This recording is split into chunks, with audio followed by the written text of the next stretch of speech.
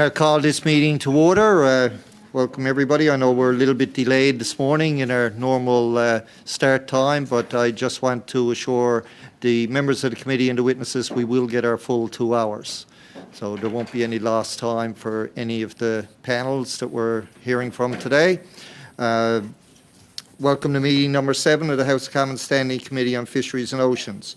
Pursuant to Standing Order 1082 and the motion adopted on January 18, 2022, the committee is resuming its study of the traceability of fish and seafood products. This meeting is taking place in a hybrid format pursuant to the House Order of November 25, 2021. Proceedings are available via the House of Commons website, and so you are aware the webcast shows the person speaking rather than the entirety of the committee. I'm not going to go over the COVID-19 directives because we've all heard that many times and should know it well. Interpretation services are available for this meeting. Please inform me if interpretation is lost and we'll ensure it is restored before resuming. The raise hand feature at the bottom of the screen can be used if you wish to speak or alert the chair. Before speaking, please wait until I recognise you by name, and for those by video conference, please click on the microphone icon to unmute yourself before speaking, and when you are not speaking, your mic should be on mute.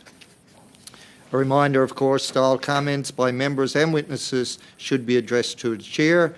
I would now like to welcome our witnesses for the first panel today. We have, as an individual, Robert Hanner, Professor, University of Guelph. From Oceania, Canada, we have Soraya Thurston, campaigner. And from Oceanwise, we have Claire Dawson, Senior Manager, Fisheries and Seafood Initiative. We will now proceed with opening remarks for 5 minutes or less. And we'll go to Mr. Hanner first, please. Good morning, and thank you to the chair for this opportunity to address the panel. I'm a professor at the Department of Integrative Biology at the University of Guelph. I would just like to open by saying that Canada's fisheries are important contributors to the ecological, socioeconomic, and cultural fabric of our nation. However, the integrity of our domestic seafood supply chain is being eroded by poor organization and transparency in fisheries data reporting and market labeling. Our CFIA fish list and Canada's seafood labeling regulations in general are largely inconsistent with the legal tenets of Canadian policy to ensure that fish names have reliable scientific underpinnings, to uphold fair market practices, and to not mislead consumers. Canada has recently ratified the Port State Measures Agreement to combat illegal, unreported, and unregulated fishing. Thus, it is appropriate and timely that the country proceeds to modernize its seafood labeling and data reporting requirements as part of the shift towards transparency. Government agencies should improve the reporting of fishery production and trade statistics by necessitating species-level classifications. Canada's labeling legislation should be aligned with that of the European Union in mandating scientific names on seafood products, along with additional criteria concerning geographic origin, processing history, production, and harvest methods to promote consumer choice and effective boat-to-plate traceability, and this legislation should be enforced. Overall, these improvements in taxonomic granularity and accurate information sharing should provide a foundation of enhanced resolution from which to evaluate patterns of domestic species exploitation and tailor sound management and conservation plans. Thank you.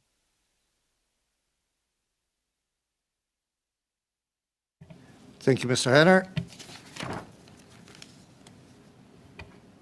We'll now go to Ms. Thurston for 5 minutes or less, please. Thank you. Thank you very much for the opportunity to appear today and talk about the important issue of seafood traceability.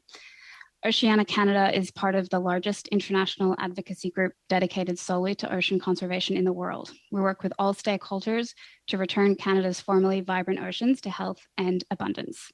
J'aimerais surtout remercier Madame Desbiens d'avoir introduit cette étude pour examiner la mise en place d'un programme de traçabilité. I would like to thank Ms. Desbiens for introducing this study to examine the implementation of a traceability program for seafood products in the European Union. I'm very encouraged to see the committee begin this important work on an issue with economic conservation of food safety as well as fishers and producers. A more readily available one for one that is more expensive, substituting farmed products for wild-caught ones, or passing off illegally caught fish as legitimate. These practices undermine food safety, cheat consumers and the Canadian fishing industry, weaken the sustainability of fish populations, and mask global illegal fishing and human rights abuses. The solution is full chain traceability, requiring that key information be paired with products along the entire supply chain with electronic records from the point of catch to the point of sale. This approach was implemented by the largest importer of seafood in the world, the European Union, 10 years ago, and the rate of mislabeling has since dropped. The United States has also implemented boat-to-border traceability for several species. The federal government committed to implementing traceability in 2019, but unfortunately little progress has been made since then. To move this file forward in a real way, Oceana Canada recommends committing to an ambitious timeline for developing full chain traceability. To facilitate this, we recommend that a multi-department task force be convened to allow all relevant departments to work together. We recommend that the traceability framework itself be mandatory, regulation-based, and that it require catch documentation to provide proof of the origin and legality of all species, in line with the EU and the recommendation by the Food and Agriculture Organization of the United Nations. Any new Canadian traceability and catch documentation system must be interoperable with global best practices to avoid a regulatory burden on industry or the creation of loopholes. We further recommend improvements to seafood labeling standards by requiring the scientific species name and true geographic origin to appear on retail labels, which would also match current EU standards. As you heard last week, neither of the two lead agencies on this file, CFIA and DFO, feel that they have clear jurisdiction here. That's understandable. No single agency is wholly in charge of combating seafood fraud. Fisheries monitoring, food safety, product legality, trade mechanisms, border agencies, labor standards, sustainability requirements, these are all regulated by different ministries and agencies through a patchwork of legislation and regulatory provisions. This is a complex issue, but that doesn't mean we cannot and should not address it. If Canada is to keep up with our trading partners, support our fisheries, and protect consumers in the modern world, we have to figure this out. To do so, we don't have to reinvent the wheel. We can and should learn from other jurisdictions, particularly because interoperability will be crucial for the future of global seafood supply chains. When the United States was developing the Seafood Import Monitoring Program, more than a dozen federal agencies were convened into a task force to coordinate overlapping jurisdictions, address gaps, and build capacity to make traceability possible. I strongly urge this committee to recommend a similar approach here. We know that seafood fraud is a problem in Canada. Oceana Canada has consistently found widespread mislabeling here at home, but it's not just us. An analysis of dozens of global studies by the Guardian newspaper last year found that out of the 9,000 samples tested, almost 40% were mislabeled. Mislabeled and illegally caught seafood products impact our society in numerous ways. Seafood fraud affects public health and food safety. Consumers can unknowingly be exposed to allergens, parasites, toxins, and environmental contaminants. Opaque supply chains allow threatened and endangered species into the market. Illegal, unreported, and unregulated fishing devastates ocean health and fishing communities around the world. In 2019 alone, the United States imported an estimated $2.4 billion worth of illegal seafood. This is troubling for us because almost all, around 80% of the seafood that we eat in Canada is imported, much of it through the United States. Without robust traceability, we're leaving our supply chains open to seafood products that were caught illegally, that are mislabeled, that were fished through unsustainable means or through forced labor. Canada has the means and the obligation to ensure that all seafood caught and sold here is safe, legally caught, responsibly sourced, and honestly labeled. Thank you very much for your time, and I look forward to your questions. Thank you. Thank you for that. It was just about dead on the time. We'll now go to Ms. Dawson from Ocean Wise, please, for 5 minutes or less. Good morning. My name is Claire Dawson, and I'm the Senior Manager for the Fisheries and Seafood Initiative at Ocean Wise. I am joining today as a witness to this committee from the traditional territories of the Musqueam, Tsleil-Waututh, and Squamish First Nations in Vancouver to speak about the traceability of fish and seafood products in Canada. I am grateful for the opportunity to speak to the honorable ministers of the committee about this pressing topic. As Canada's most recognized sustainable seafood program, OceanWise is committed to working with businesses along the seafood supply chain to ensure Canadian consumers have access to information about their seafood products. The information provided by traceability programs is critical for three main reasons. One is to ensure Canadians can make informed choices about their foods. The second is to ensure we minimize the environmental and economic risks posed by seafood fraud, illegal, unreported, and unregulated catch. And the third is to celebrate the efforts of fishing families across Canada who work hard to put responsible, sustainable, and Canadian seafood on dinner plates around the country and across the globe. To my first point about Canadians needing information to make informed choices. Without traceability, we have ambiguity. Most consumers in Canada want to be able to make choices that reflect their environmental values about seafood, but they need our help to do so. A recent study commissioned by Oceana indicates that 86% of Canadians are in support of an overarching traceability program for our domestic seafood products. However, currently, most businesses buying and selling seafood products do not or are unable to trace information on products from the water to the plate, aside from the basics that may be required for safety, for example, to execute a product recall.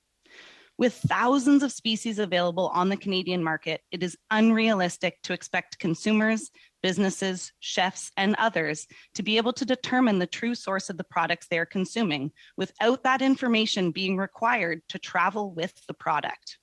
This means consumers currently lack the information they need to make an informed choice about their seafood, and businesses with more sustainable or socially responsible practices don't get the benefits or recognition they deserve. It also makes it costly to be a first mover in the traceability space.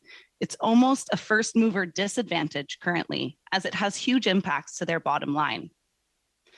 To my second point, that traceability can help minimize environmental and economic risks of seafood.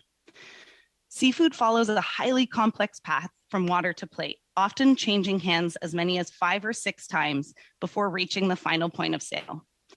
The opacity of this supply chain is one of the main reasons seafood is prone to fraud and mislabeling.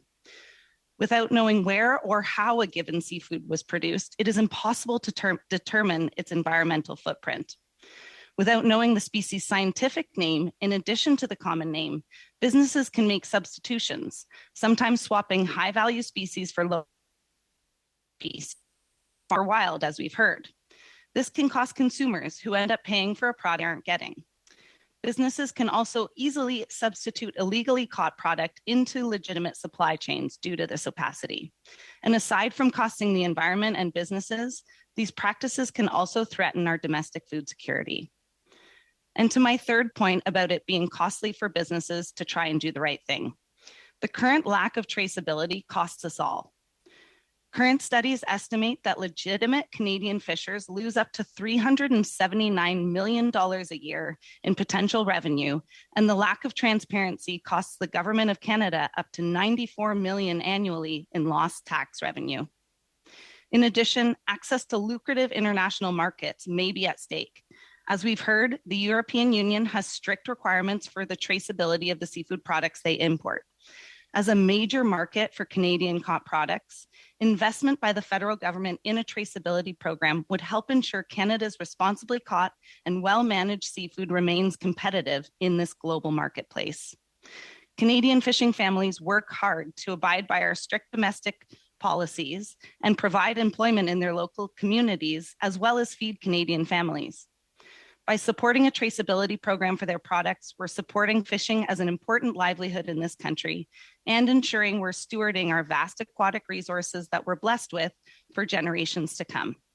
It is clear that the benefits of investing in a Canada-wide traceability program now will pay dividends later.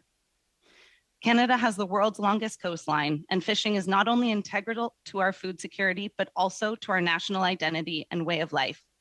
With so much positive support for increased traceability of Canadian seafood products, Now is the perfect time for the federal government to show leadership in this space by investing in the sector.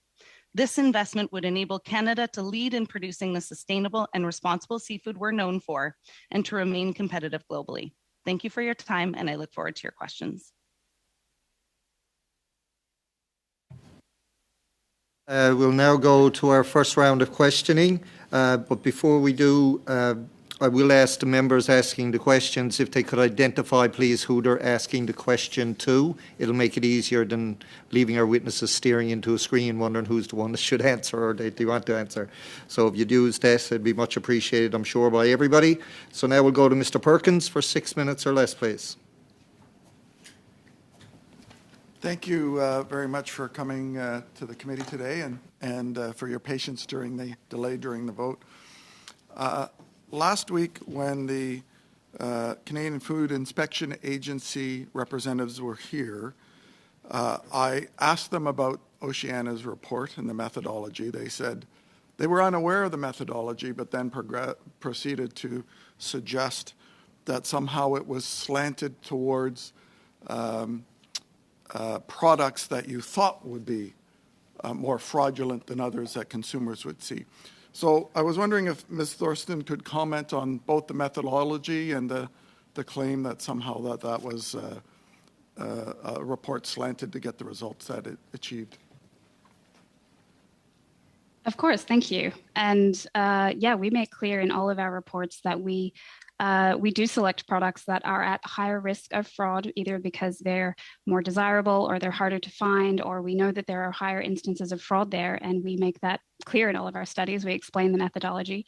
So we select those species specifically for that. If we're looking for a problem, we want to look where we know that problem is, because no amount of fraud is acceptable in Canadian supply chains. And so we want to see if those high-risk species are being protected from that in Canada, and we have found that they're not. So when we say that 47% of the samples that we tested were fraudulent, what we mean is that, just that. That was those samples. So that's not 40% of seafood in Canada. That's not what we're suggesting. But our numbers are consistent with what has been found elsewhere in Canada by other bodies, including CFIA a few years ago with an earlier study, and around the world. As I mentioned in my presentation, an analysis of 44 studies last year by The Guardian found that around 40% of samples that they tested were mislabeled as well. Last week, I raised with the witnesses the question of some of the labeling that I found when I went to the grocery store last week on it. You may have seen it. And some of the packaging had claims on it that the products were organic Atlantic salmon or haddock made in Canada from domestic and imported ingredients, which I found a little confusing. And of course, very popular shrimp rings that we all buy that just said product of Vietnam, which told me absolutely nothing about where it was caught, how it was processed.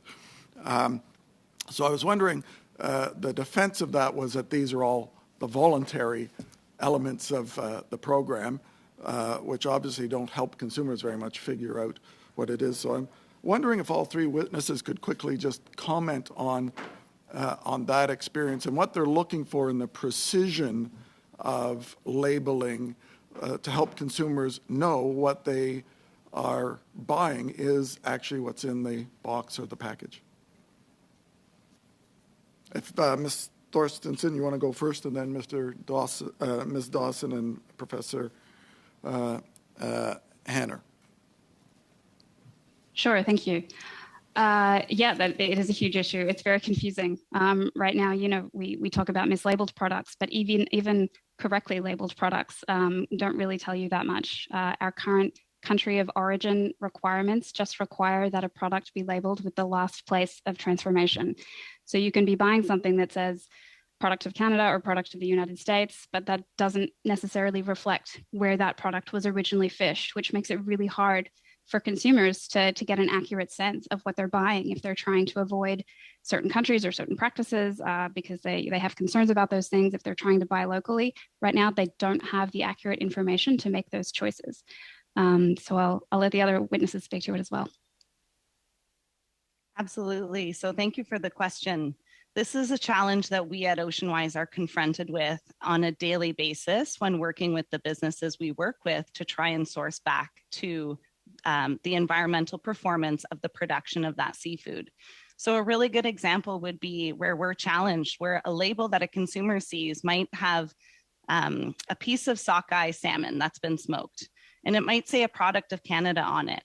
And that might be confusing for consumers, let's say, if the sockeye fishery was potentially shut down that year because we had a low return or things like that. That sockeye is likely being sourced from either Russia or Alaska, but it's being smoked here in Canada. So it gets to say that it's a Canadian sockeye salmon fillet, and that's all the consumer sees at the point of sale. This is problematic because it doesn't give the consumers the full information they should have about the status of our salmon stocks here in Canada, whether the fisheries are open, can they feel good about eating that Canadian product, nor does it tell them anything about the environmental performance because they don't even know where it was fished. Our labels absolutely have to show the point of production and the method of production. So by that, for wild, I mean, where was that fish caught? What was the gear type used? Or if it's farmed, how was it farmed? And what is the specific species that was being farmed? Because otherwise we have no idea about the environmental impact of that method of production. So you brought up a good example about Atlantic salmon being organic. Well, some might call any wild caught fish organic, but this fish is actually likely being farmed. And so it's being farmed to an organic standard. But again, if that's all it says on it, the consumer has no information upon which to base their decision. So we absolutely need this species, method, scientific name, granular data available to the consumers at the very least so that they can make decisions that align with their values when they're purchasing seafood. Thank you, Mr. Zimmer. That's your 6 minutes are up. We'll now go to Mr. Morrissey for 6 minutes or less, please. Thank you, Chair. My first question is to Ms. Thornton. At the last meeting, I'm not sure if it was CFIA or DFO, indicated that 92% of samples were labeled correctly in a test across Canada. What's your comment on that, Ms. Thornton? Thank you.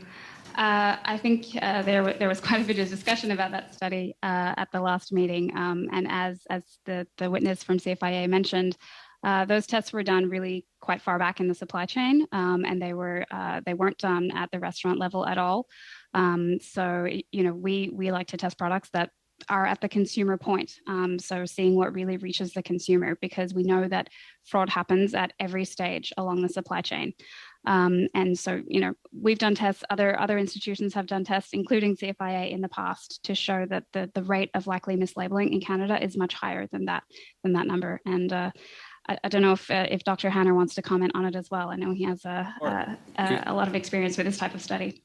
Okay, I'll ask him to comment at the end, but in your opinion, or from research you've done, where does most of the mislabeling occur? Is it wholesale processing, retail, or at food service?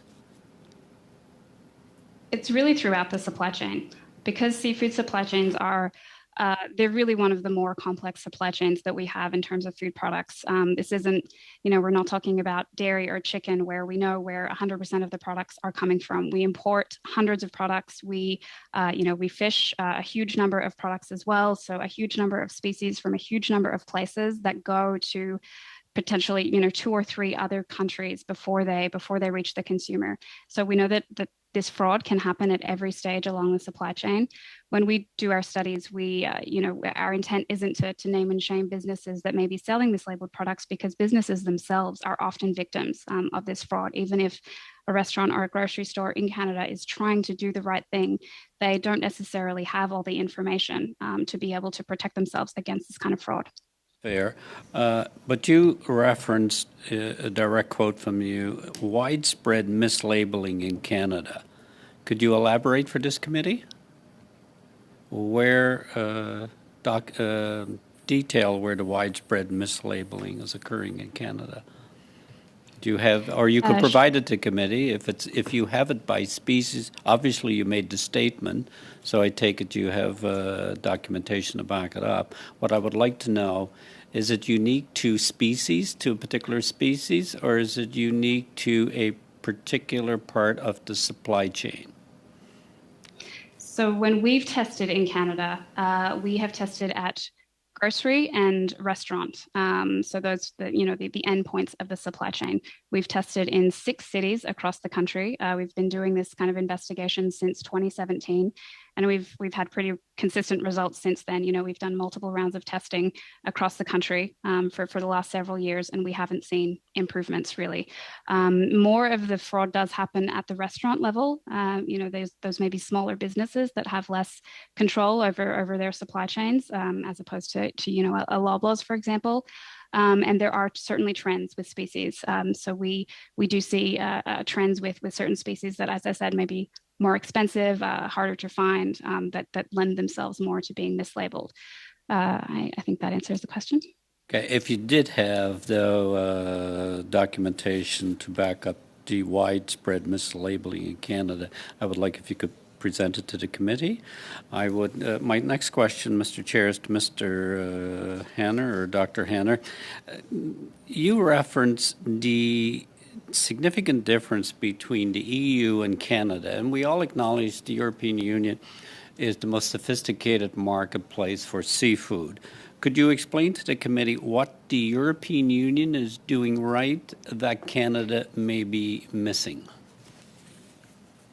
Absolutely. As we've heard from both of the other witnesses, the European Union has legislated more granular data. Here in Canada, we just use a vague market name that can apply to many different species as the only labeling requirement.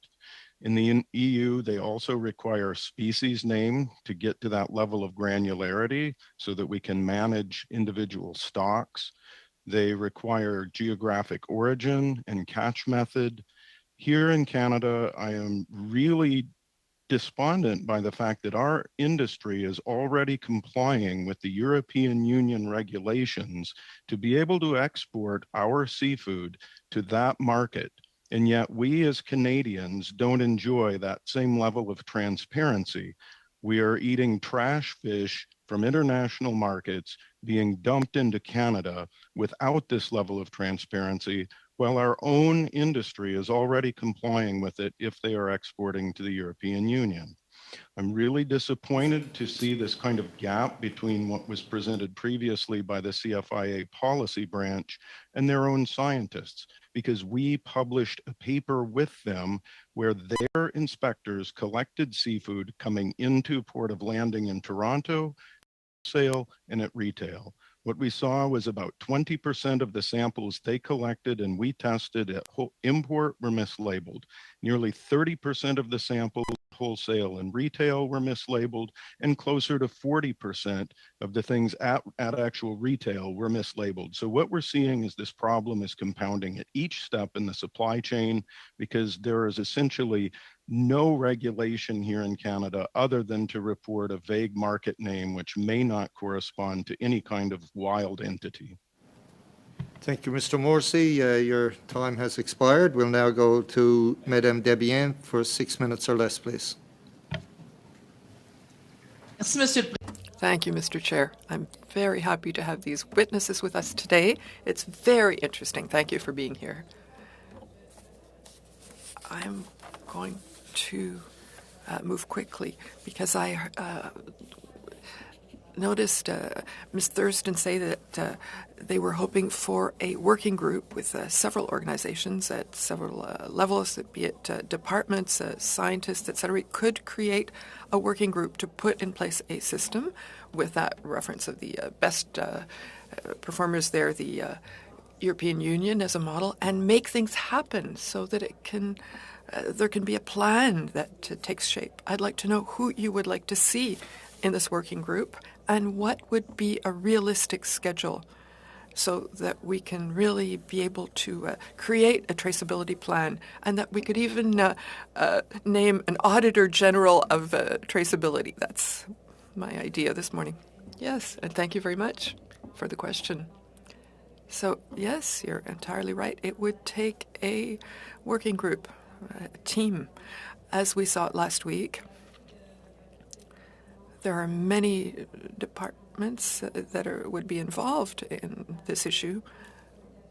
In the U.S., what we saw when they wanted to take action faced by this problem, President Obama in 2014 did exactly this thing, creating a working group because there were many departments that needed to work together.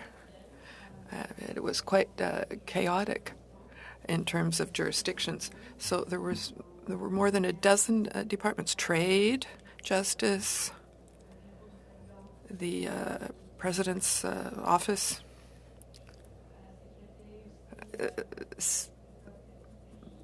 security or public safety. All of those had to work together in order to create something that could be used to manage all the complexities of the supply chain for sea products. And I think we have to do the same thing here, because I don't think we can move forward unless we do that. And for a timeline, well, in the U.S., they created this working group in 2014, and the act was implemented in 2016, so 2 years. So that's very interesting. Could we tell our committee this morning, and I think we do have this demonstration, that there truly is a major problem, especially in niche products for sea products, and also in other areas. So, and I'd like you maybe to talk to us about the urgency of the situation, also the risk that fishers and retail sellers lose important work or markets because traceability is not here, and that this could be really transformed or made with an investment of the government to create this working group and put things in place. Yes, exactly. I think that the greatest risk here is doing nothing, because what we're seeing in the world is a trend towards transparency and traceability, and that's just increasing. So either we do something ourselves, which we'll be able to control, or we'll continue to have to be compliant with other systems. We talked about the European Union, so there we saw our fishers here who are in great proportion in compliance with another system because it's mandatory. And we also see retailers who put in place their own traceability system because it's something that consumers keep asking for. So it's a real risk for fishers that if we continue to have all these different systems, it will be really difficult for them to be in compliance with all those systems, especially if they're not, they don't align. So the best thing for Canada is to create a system that works for us, but that also works with international markets, because in that way we'll decrease the work that the fishers have to do and will maintain Canada's image in the world as being a country that protects our oceans and our fishers. And so also competitive in all ways. Do I still have some time? How can we align ourselves with the European Union, which is a big apparatus? What does it cost to do that? What do we have to do that? Well, their system has been in place for 10 years, so I think we're lucky because we're in a position where we can learn from what they've experienced over these 10 years. It certainly wasn't perfect in the beginning. They had to make changes, and they've learned a lot, so we're very lucky to have that example to learn from. And I think if a union of 28 countries can do that together, we can do it here. But what needs to be done is to ask for evidence from all countries that import seafood, to ask them to show proof that these products were fished legally and that they're in compliance with the EU standards, and we can benefit for that because I think there are almost 100 countries in the world that are in compliance with EU standards because the EU buys a lot of fish from them, and so we can ask the same thing. So we have to keep our reputation. Thank you. For 6 minutes or less. Thank you, Chair. Thank you to Dr. Hanner and can you hear me okay? There we go. Dr. Hanner, Ms. Thurston, and Ms. Dawson for coming today and for the information that you've presented. I wanted to first ask a question, I believe perhaps best to Dr. Hanner, and building off of Mr. Morrissey's question.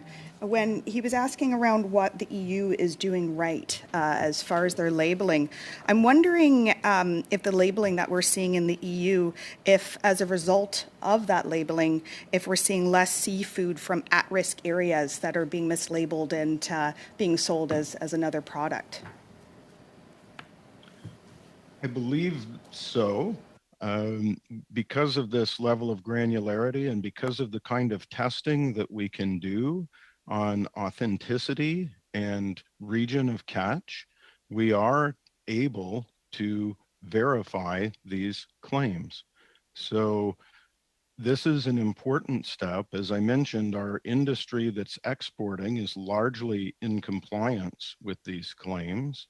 I think that it really creates unfair market competition when our domestic seafood industry has to try to compete with mislabeled seafood being dumped on our markets.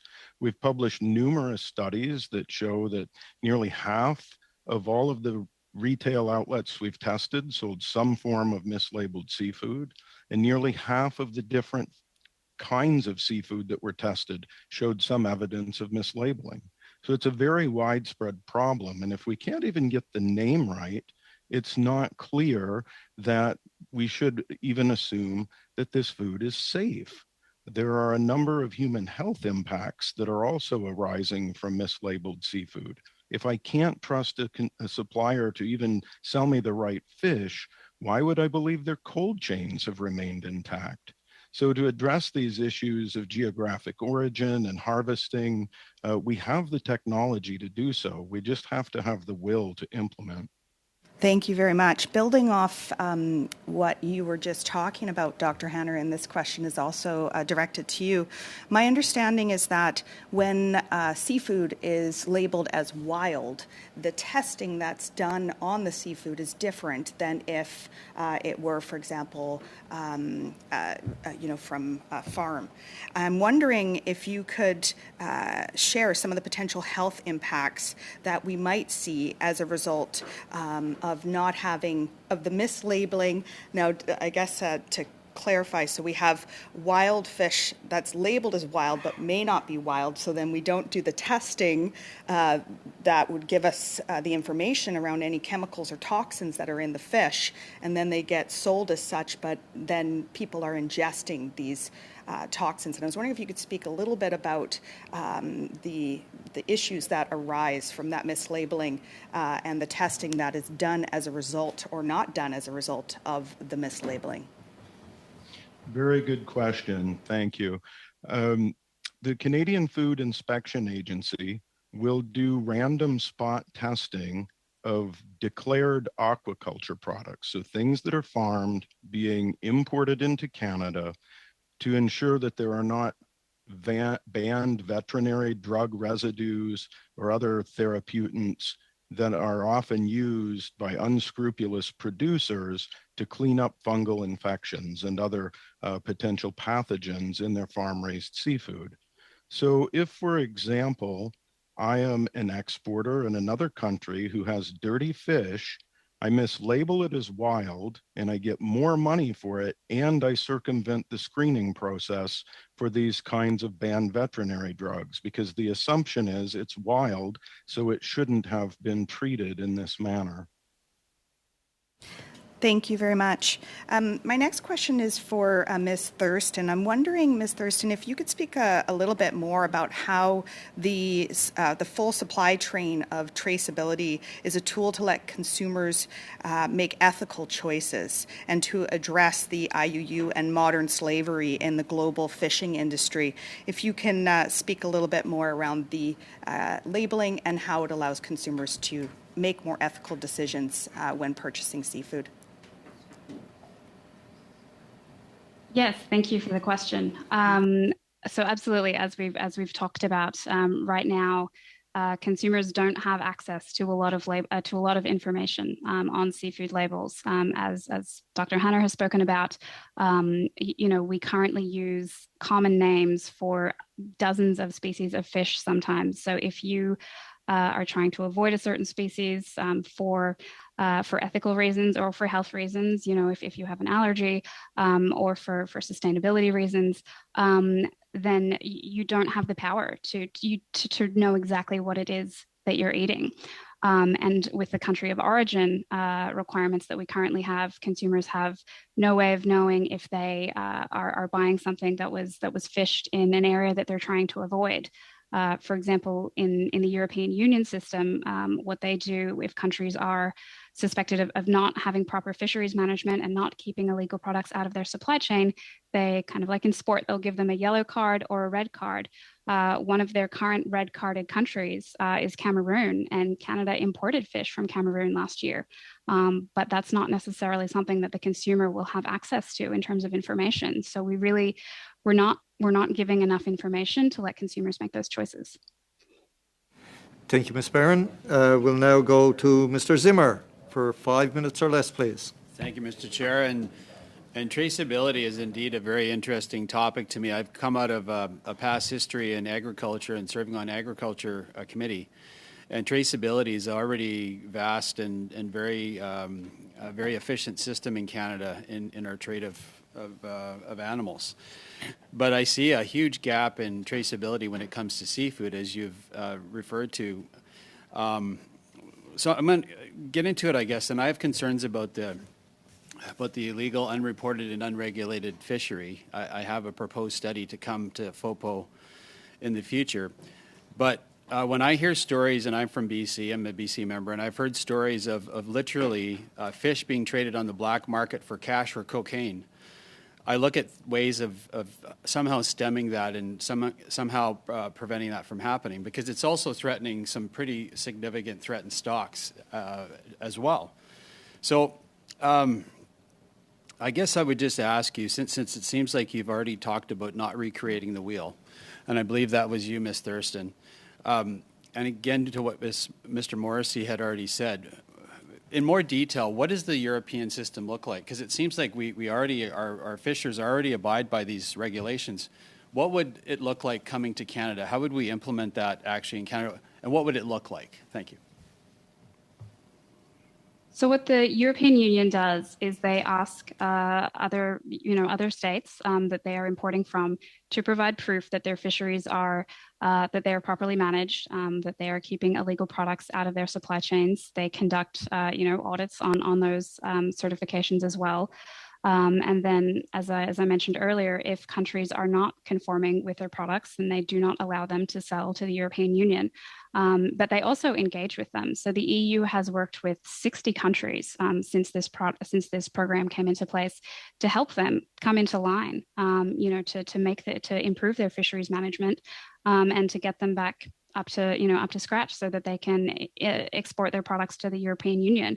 It doesn't help anybody if we're just stifling trade. And I think again that we benefit from that. The European Union has been saying for several years actually that they don't want to be doing this alone. They don't want to have to carry this by themselves. And the more countries that implement the same requirements, the stronger they will be. With illegal fishing, what we don't want to do is displace the problem. We want to solve the problem. Yeah, and maybe what I'll get into, and I don't know how much detail you know about what that actually looks like, because to me, if it wasn't familiar with Canadian fishers already, we're starting from scratch, but obviously that's not what's happening. We're seeing a lot of our producers already do this when they ship fish to Europe. But give us just an example for those watching today. What does it look like for a Canadian fishing company? You know, they catch the fish. How does that process look from start to finish? Can you say that maybe? And I know we don't have a lot of time, but just do your best to explain what that looks like. Sure. So what we're basically looking for is key data elements to follow a product through a supply chain. So essentially the who, what, where, how a fish was caught, you know, the type of gear used, the date it was caught, the vessel information, the company information for importers or exporters. Having all that information follow a product through the supply chain. Just like, you know, if you order a package online now, you can see the various steps it goes through to get to you. So following it through with electronic records to keep a record of that data. And then also enforcing it to make sure that kind of data isn't tampered with. So does the data involve a geotag where that fish was actually caught specifically? I think there are various levels of kind of granularity in terms of different industries. So I'm not sure exactly in 100% of cases. A couple more questions because you're familiar, and I can also, you know, any of the other members of committee too, Mr. I believe it's Hanner, you spoke to this as well. The illegal, unreported, and unregulated aspect of it. What would you know, enabling or enforcing traceability in Canada? What effects would it have on that particular black market industry that exists here in Canada? Great question. What we're seeing in food generally is an increase of organized crime infiltrating our food supply. Traditionally, they would trade in weapons and narcotics, but there are stiff penalties and a lot of investigations to uncover that kind of fraud. So increasingly, these criminal organizations are turning to our food supply where we don't have criminal penalties. The fines are often much less than the profit that they're making. So with this kind of traceability and enforcement, we would, one, hopefully stop seeing things like critically endangered scalloped hammerhead fins showing up in traditional Chinese restaurants and grocery stores. So it would hopefully help protect some of the species that are at risk, that are being fraudulently laundered into our markets, and two, help decrease unfair market competition for our own domestic suppliers. But that would require a will to enforce some of the laws. Interestingly, in the United Kingdom, they've switched after the horse meat scandal from simply leveling civil fines against fraudsters to actually taking on criminal prosecutions. And this seems like it's had an impact on minimizing some of the deliberate fraud that's been taking place, given that there are real penalties involved there today, which frankly we lack here. Thank you. Thank you, Mr. Zimmer. A little bit over time, but we like to try and get the answer when a question is asked. I'll now go to Mr. Cormier for 5 minutes or less, please. Merci, Monsieur le Président. Merci aux témoins. Thank you, Mr. Chair, and thank you to the witnesses who are here. I'd like to start with Ms. Thurston before talking about the assessments that you did and that my colleague Bob Morrissey discussed with you. I'm going to concentrate more on the Atlantic, where my writing is. What do you see in terms of traceability? Is traceability for you done quite well, or are there still many gaps? And maybe we can focus on the two species that are most interesting for me, crab and lobster. Do you think there are gaps or things there? But if we're talking about traceability from sea to plate, is it pretty good? Thank you very much. So, as we've already said, nowadays we're asking a lot more of Canadian fishers who export their products elsewhere in the world. We export a lot of crab and a lot of lobster, so they are in compliance with other existing systems. So there's a much greater transparency in those industries. For the products that go elsewhere, rather than for products that are consumed here, the majority of what we consume in Canada are imported products, and that's where there is very little information, and we're not asking as much of the producers elsewhere. So for our producers for export, the traceability of the products is done quite well when we're exporting things. But for imports, it's more difficult. Is that right? I wouldn't say it's more difficult, but at this point, we're doing less in that regard. The investigations you carried out in terms of restaurants, you were saying, and other places, you check products that are imported to Canada. Is that right? We test imported products and Canadian products. But as we've said, we can't always know if something is actually imported or local, if it was sent elsewhere for processing, which is done to a great extent. There's a lot of trade in the seafood sector. So a Canadian product can be sent to 2 or 3 other countries before coming back to Canada and being sold here. So what would you tell our industry that wants to see an industry that's perceived internationally as an industry that consumers can trust? What would you tell the industry so that these regulations and standards be changed as quickly as possible so that the consumer and all of the various intermediate steps in the chain can have a problem that they know is safe for Canadians? For the industry, well, all of the industries have to continue to develop that. And as I said earlier, either we're going to do it ourselves or we'll be forced to do it. But I think we have this opportunity so that we can maintain our reputation in the world, and so that our fishers don't have to compete against lesser quality, cheaper food that comes and takes over part of the market. Yes, as you said, it's hard for an industry to change with something we've been used to be doing for a long time, but we would win if we did that. Thank you, Ms. Thurston. My other questions are for Ms. Dawson and Mr. Hanner.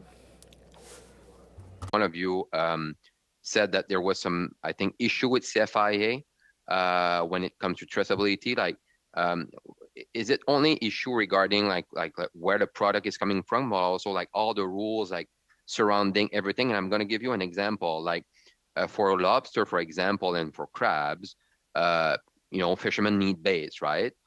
Sometimes we import herring, for example, or mackerel from other countries.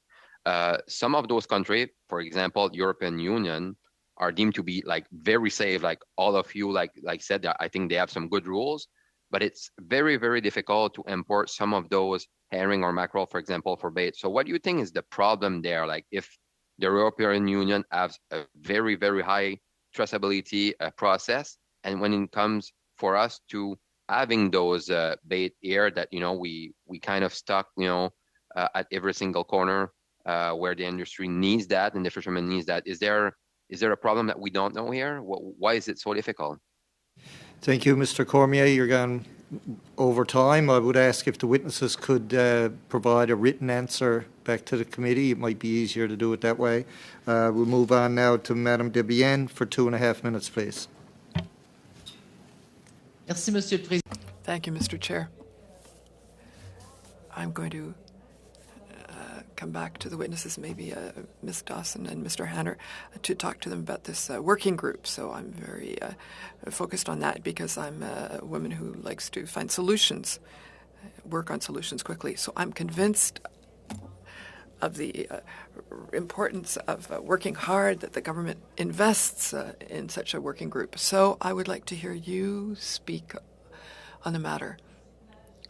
What would you imagine for this working group?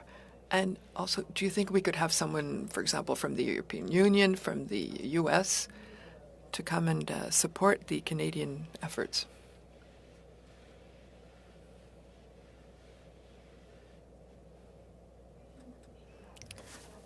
To what Ms. Thurston was saying about having all the right or the key players from the various departments who actually have the power to draft the regulations to actually make the change. I think it's going to be really important to hear from the stakeholders themselves.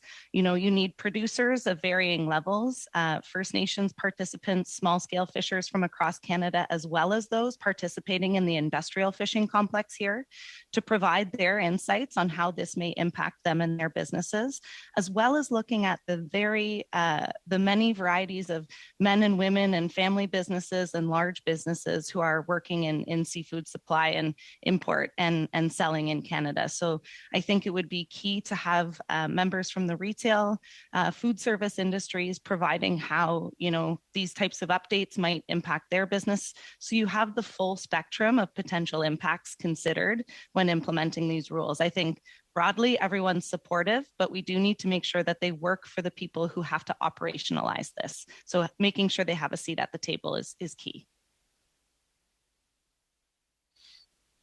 Merci et la compréhension. Thank you. And also an understanding of the process, of the approach. As my colleague, Mr. Cormier said, well, there's the sector needs to accept it, and that I think that would be irrelevant in that regard. So I'd like to come back to Ms. Thurston, if I have a bit of time left, and asking you if my idea of an Auditor General of Traceability or something like that could be imagined for this kind of group. That's the actual question, but again, I'd ask Ms. Thurston if she could provide an answer in writing back to the committee. Thank you, Madame Debienne. We'll now go to Ms. Barron for 2.5 minutes, please. Merci. Thank you. You know, I'm listening to all this information that's coming forward, and it's clear that this is complex with multiple pieces, you know, that are all part of this equation on how we move forward. But we're also hearing some really tangible solutions and some examples of how this is going well in the EU, for example. If we followed suit with many of their processes, we wouldn't have so many Canadians, you know, being sold short within our seafood industry. I'm wondering, you know, we have talked about having effective labeling as one example, but also the monitoring and enforcement component as essential for us to be able to move forward. And I'm wondering, Dr. Hanner, if you could speak a little bit to the PCR tests and what that would look like, being able to test seafood in the field, and what it would look like to be able to actually verify, you know, what that PCR test would provide us for information to effectively monitor and enforce the labeling of seafood products. Thank you. Very good question. There is, with respect to traceability, there's a push for things like blockchain, but without verification testing along the supply chain, you're really only tracing the movement of packages and not what's actually in them. We've developed tools that for a business dealing in large volumes of a single commodity, that you can have a handheld instrument with a PCR test at point of detection where you can say, is my cod cod? If it's not, then it would need to go to a lab for full-blown sequencing to determine what it is. But in terms of quality control, if you're taking possession of, say, a 2-ton shipping container of something declared to be red snapper, it is possible to test and confirm that it's red snapper on site in real time with PCR tests today, just like we're doing with rapid tests for COVID. And I'm wondering if you could talk a little bit about the concerns and shortcomings that we're seeing with the current consultation work that's occurring from the 2019 mandate to implement boat-to-plate traceability. I'm just wondering if you can speak to the scale of the challenges and some of the barriers in implementing that report. Yeah, I mean, it's we need to differentiate industry into our domestic producers who know what they're catching and are largely complying with EU labeling versus the import industry. I think they're very different animals. And I think that it's important to recognize that there is a lot of unfair market competition happening for our own domestic suppliers. There's potential for damage to brand Canada. So I think it's really important that we stay on top of this. The challenges, I think as Ms. Thurston noted, we can track our package from Amazon. Why can't we, track our seafood and see where some of these verification claims lie? It's fully doable. And as the European Union has shown, we can dramatically reduce the rates of mislabeling if we actually take the time to do something about it. Thank you, Ms. Barron. A little bit over time. I want to say thank you to Mr. Hanner, Ms. Thurston and Ms. Dawson for appearing before committee today. That's our full extent of our first hour. We'll take a quick couple-of-minute recess to change out to our next set of panellists and get their presentation.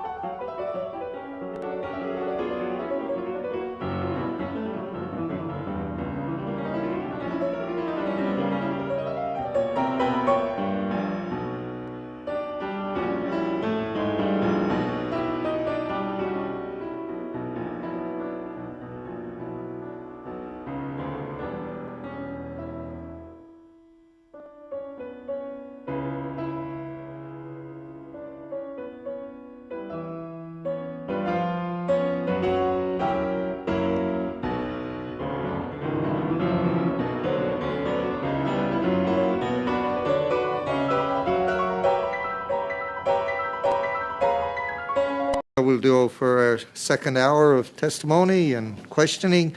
Our witnesses for this particular part of our meeting is We have Christina Burridge from the BC Seafood Alliance. We have Paul Landsbergen from the Fisheries Council of Canada, who's absolutely no stranger to committee.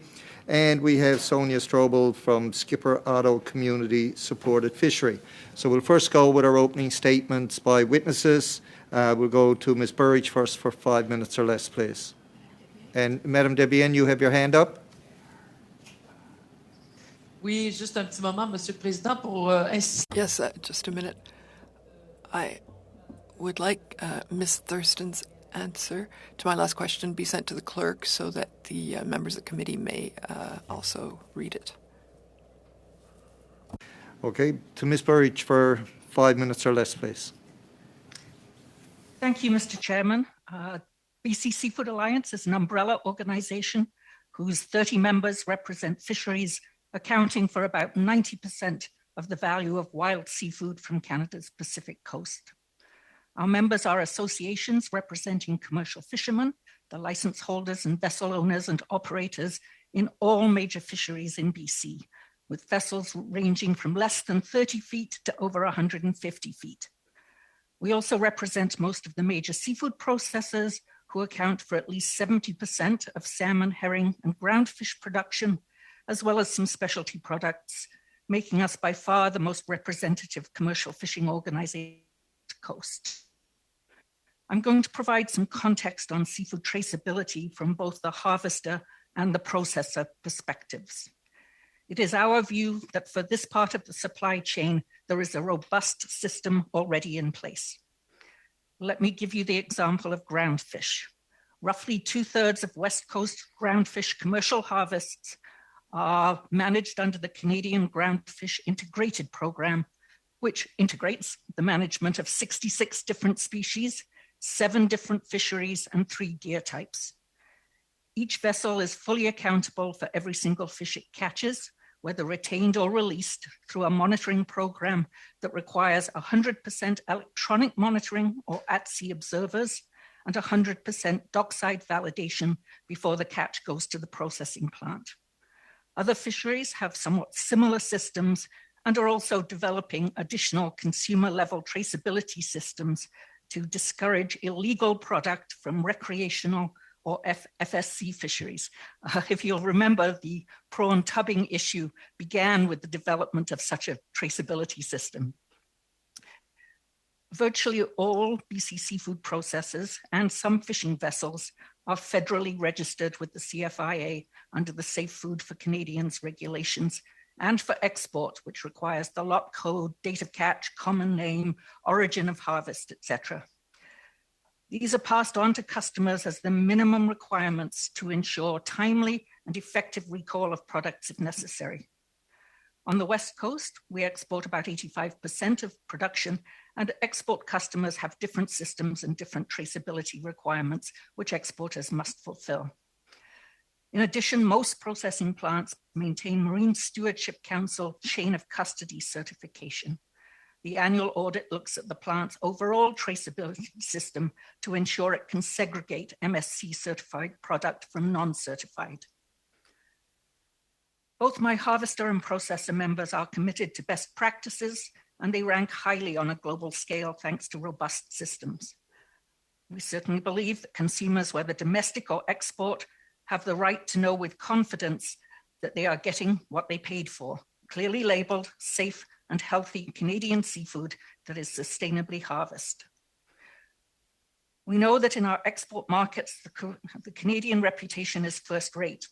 One of my members, for instance, provides a certificate of authenticity that Japanese retailers use as a marketing tool.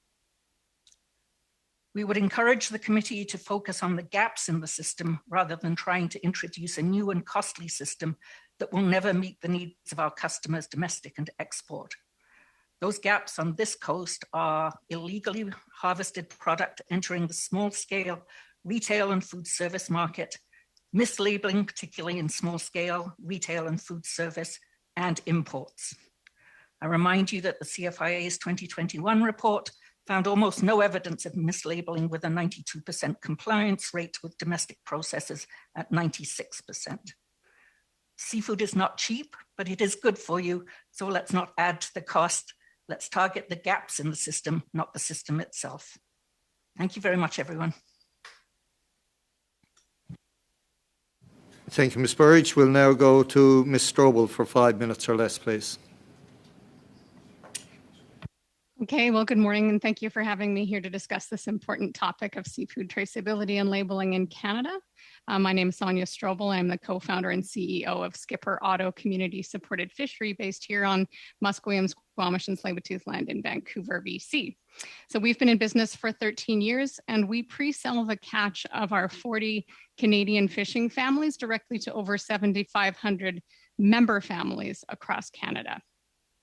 So as you've been hearing all day today, Canada has a problem with seafood traceability, especially at the retail and the restaurant level, and the ripple effects of mislabeled seafood in Canada for Canadian fishing families and consumers and small businesses like mine are massive. So I want to talk a bit about that today. So as you know, there's a growing and significant demand for local traceable food in Canada, and the pandemic and the recent supply chain crises have brought traceability and local sourcing to the forefront of people's minds. Canadian consumers want to know if their seafood purchases are supporting Canadian fishing families or if they're propping up illegal operations and slavery. And yet locally caught seafood is indiscernible from foreign fish in the marketplace because of our labeling rules.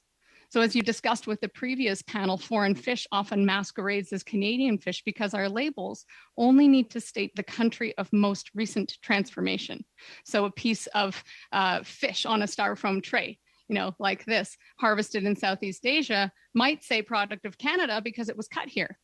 And it goes both ways. I've seen sockeye salmon in my local grocery store, which was likely caught in BC or Alaska, labeled as product of China because it was cut there. When you think about it, I know more about where this comes from than the fish that I'm about to feed my family. I know where it was designed versus where it was manufactured. And heck, I can even find out where the zinc was mined to make it, right? And as Mr. Zimmer said in the previous panel, we do a great job of tracing and labeling our meats. So there's no reason why we shouldn't expect this kind of thorough labeling in seafood too. Domestic markets for seafood are some of the strongest available for fishing families, and yet our seafood can't compete on the grocery shelf because it's sitting next to cheap copycat fish, which might be cheap because it was harvested by slave labor or destroyed delicate ecosystems in the process. So Canadian consumers who want to buy local, sustainable seafood and fishing families want to sell it to local consumers should be enabled to do that. So we need our government to protect small business and consumers through better traceability and labeling laws. So it's tough to know where your seafood comes from, but it's also hard to know what species you're getting. And Dr. Hanner in the previous panel referenced our confusing rules around naming fish. So for example, the ubiquitous common name red snapper can be used to identify 47 different species of fish. And the term rockfish could refer to 100 different species, some of which are abundant and sustainable and some of which are endangered. When a label says cod, which is it? Atlantic cod, Pacific cod, black cod, ling cod, which isn't even a cod, incidentally. The point is, if you want to make more money off a piece of fish, all you have to do is use one of these vague names and charge what you can get away with. As a consumer, you should have the information to make your own choices about what you want to support and put in your body. There's so much great information out there about health reasons and sustainability to reasons to choose different fish, and consumers should have access to the information to help make these choices. So at Skipper Auto, our labels go above and beyond what's required, and I'll show you some examples. So here's an example. Can you see that? One of our labels, it has the common name, the scientific name, all the information about which of our 40 fishers caught it, on what boat, where, when, and how, and we're really proud of the direct connections that we have with harvesters and our ability to do that. So I'm not saying that all of that needs to be the law tomorrow, but our company has been growing for over a decade because of strong consumer demand for that kind of traceability. The time's right for all seafood industry labels to have a higher minimum standard to avoid penalizing companies like ours when competing with cheap lookalike fish. At the very least, there needs to be some standardization around common name conventions, country of origin, if we want to give Canadians a chance to shop according to their values. So the last thing I want to bring up is that all of this indicates an enforcement problem, which we've addressed in the last panel as well.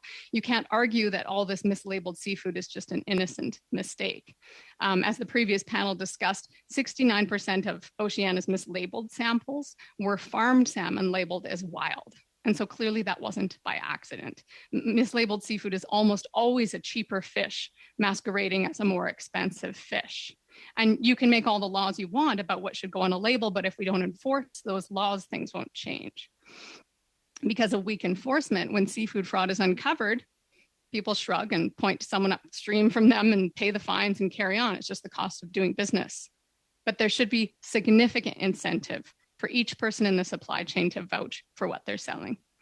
DNA testing, as we discussed in the last panel, is getting cheaper and easier, so there's no excuse for selling mislabeled fish, except that you like that it was cheaper and you're willing to turn a blind eye to suspiciously cheap fish so you could make a profit. So not following through on this enforcement work hurts small businesses like mine, who are trying to do the right thing by supporting local harvesters and sustainable fishing practices. So there's so much more to say on the topic. I'm happy to answer your questions to the best of my ability, and thank you for having me here today. Thank you, Ms. Strobel. We'll now go to Mr. Landsbergen for 5 minutes or less, please. Thank you, Mr. Chair, and good afternoon, and thank you for the invitation to appear before you today. Fisheries Council of Canada, as many of you already know, is a national association representing the wild capture processors across the country. Practically all of them also harvest. We promote a healthy resource and a prosperous industry, playing a vital role in the Canadian economy. I would like to start by sharing some important facts of the sector that are often overlooked or underappreciated. Canada has a strong sustainability record. DFO reports that 94% of our commercial fish stocks are harvested at sustainable levels. On top of the robust regulatory regime, the industry's adoption of independent third-party sustainable fisheries management certification is multiples higher than the global average of 14%. On the economic side, it is the leading sector of Canada's blue economy with 90,000 jobs and $9 billion in annual GDP. It is the lifeblood of our coastal communities. The sector takes the issues of product authenticity seriously, as been a partner in the boat-to-plate traceability consultations with government departments and other stakeholders. And I've provided the clerk our submission to those consultations, and it will be distributed once translated. For today, I have 5 key messages for my opening remarks. First, our fisheries sector is a global leader on food safety. In collaboration with CFIA and other regulators, the seafood sector was the first food sector in Canada to develop and implement what is now called the Preventative Control Plan, one of the first regulatory systems in the world to embrace the concepts of hazard analysis control, critical control point inspection systems. As part of this, Canadian fish and seafood processors maintain strict quality control measures within their operations that include internal traceback systems in case there is a food safety concern. Canadians, along with our global customers, can feel confident eating our fish and seafood, knowing that it is a product of one of the most advanced food safety systems in the world. Second, misrepresentation is a limited problem. As you heard from last week from CFIA, it found 92% labeling compliance for fish. And as I just mentioned, domestic processors have rigorous systems in place. Major retailers, restaurants, and distributors have responsible source around various levels of frequencies of reporting and supplier audits. Third, it is a long-standing fact that Canadians do not eat the recommended amounts of fish and seafood twice per week. We have been increasingly active in promoting seafood consumption, researching the domestic market, and soon to launch a national marketing campaign pending funding approval. We also have a consumer guide that is in the final stages of production. Frankly, we want Canadians to eat more fish and seafood and more domestic product. Any actions on traceability must also consider the bigger picture of the health benefits of eating seafood as part of a healthy diet and lifestyle. It would be unfortunate if there were any unintended consequences that reduce seafood consumption rather than reinforce the benefits of increased consumption. Fourth, according to our own market research, we found that perceived cost was the main barrier to Canadians consuming more fish and seafood. This ranked much higher than quality and sustainability considerations. And this research is similar to the broader results by the Canadian Centre for Food Integrity, which found that Canadians are most concerned about the cost of food, particularly in the pandemic. Fifth, FCC has urged the government to consider the trade-off of the prospective cost to industry and the consumer and the limited non-compliance as reported by CFIA's own investigation. Furthermore, we encourage the federal government to work with supply chain participants and focus on specific problem areas within the supply chain to reduce the potential burdens on industry and the consumer while still working towards the traceability commitment. Thank you, and I look forward to your questions. Thank you for that, and we'll get right to the questions. As our time is getting short, we'll go to Mr. Arnold for 6 minutes or less, please. Thank you, Mr. Chair, and I thank all the witnesses for being here. It appears that we have two pieces to this traceability challenge, that one being the importation of seafood into Canada with the end consumer being here in Canada. The other piece is the exportation or consumption of Canadian caught and processed seafood. Where are the biggest gaps in the system right now? Is it in the importation or the exportation? And how do we make sure we address that moving forward? I'll start with Mr. Landsbergen, I guess, and go through all three witnesses. Thank you. Maybe what I'll start with is I'm just going to look up some stats we have on imports. So as has been said, over 70% of the domestic market is served by imports. So where do we get those imports from? 33% are from the US, 16% from China, 8% from Thailand, 8% from Vietnam, and 5% from Chile as the top five, which represent about 70% of our imports. What are we importing? From the US, my time is quite short. Sorry, Mr. Landsbergen, my time is quite short. So if you can be a little more general. I guess the other thing is, so yes, imports for sure, but you also have to consider the rules that you impose on imports to a certain degree also have to apply to domestic production. Otherwise you circumvent or get foul of trade rules. So that's an important consideration. Okay, thank you. Ms. Burridge? Thank you, Mr. Arnold. I indicated where I think the gaps are. I mean, imports is clearly one, but particularly small-scale retail and food service, there's clearly a huge gap there. So we need a lot more education and ultimately enforcement there, I think. We do need to overhaul our labeling requirements, I believe. Thank you. And Ms. Strobel?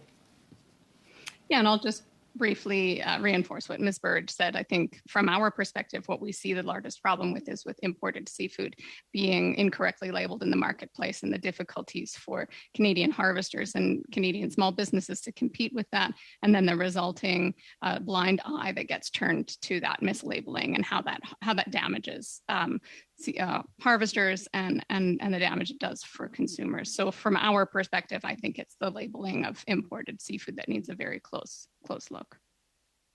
Okay, thank you all. What we're hoping out of this study is to come up with recommendations. So how does Canada develop a system that's interoperable with other countries? We see the European Union has a system that, from what we're hearing, works quite well. The US has a system that is apparently not working so well. Where are the gaps in those two systems? I'll start with Ms. Burridge this time, just to rotate the order. Okay. I think it's useful to ask how well these systems are working. Certainly, I believe the EU system has been pretty successful in reducing IUU imports. I think it's been less successful in terms of consumer labeling, even though it is more things are required on the label in the EU than we do here in Canada. But studies show that there's still a considerable amount of mislabeling, if you like, particularly at the restaurant level, and I can testify to that myself. So I think at my end of the business, we already have those systems in place. So it would not be particularly difficult to come up with a comparable system.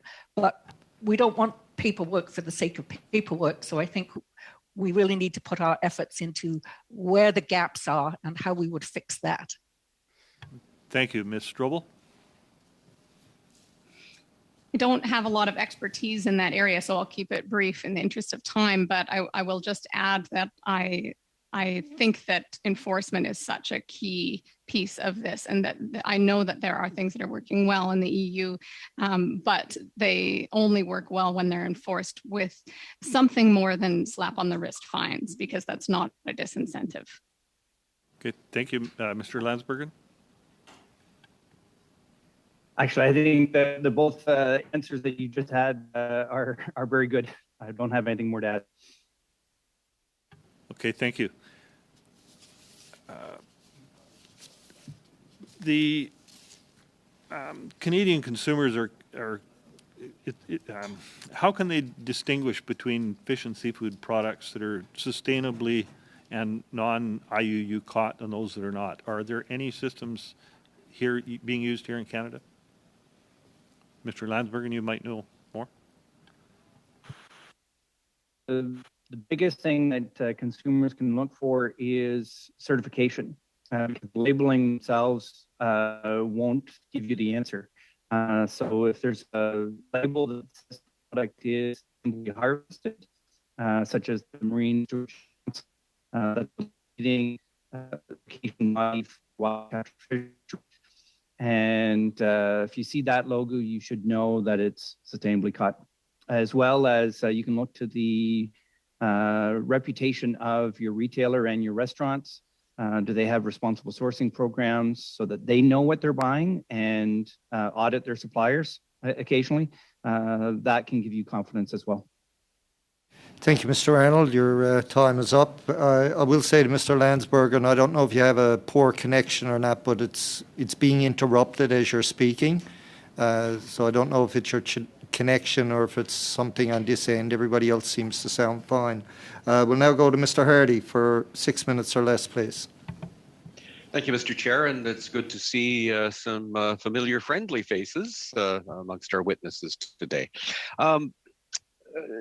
Ms. Strobel, the one area in the domestic catch where the temptation to misrepresent what has been caught would have to do with bycatch, where things are showing up in the nets that, you're not supposed to have. Any thoughts as to how big a problem that might be in BC? I think that it's fairly well managed through bycatch quotas. And so when I referenced rockfish, I think that's one of the areas where we see that happening a lot. So some rockfish are abundant and very sustainable, and some are not. In fact, some are endangered. And so the quotas attempt to manage that so that a harvester is disincentivized to harvest in an area where they might be catching more Boccaccio rockfish than, say, quillback rockfish, because when they've fished and they've caught their maximum allowable quota of a Boccaccio rockfish, it shuts down their entire operation. And so there's the incentives, I think, are aligned well in the quota management system. I think where that could be enhanced is when we allow all rockfish just to be called rockfish, then I think that we could further incentivize that by driving the price down for some of those fish by labeling them, because I think the consumer who's concerned about if this is an abundant or sustainable rockfish would like to know if the one that they're catching is one of the endangered ones. And I think it would further drive down the price of those and would drive up the price of the more sustainable rockfish. Thank you for that. Ms. Burridge, describe the state of the processing industry in British Columbia. The processing industry is challenged by lack of fish, particularly salmon and herring. So we are definitely seeing some consolidation there. On the other hand, ground fish stocks are pretty robust at the moment. And so it's a bit of a different story there. I'm just wondering if the decline in processing capability in BC leaves us more susceptible to foreign catch coming in, either processed offshore, which may have in the old days been processed in BC, or some of the small operators, and you intimated a little earlier that some of those may not be terribly ethical.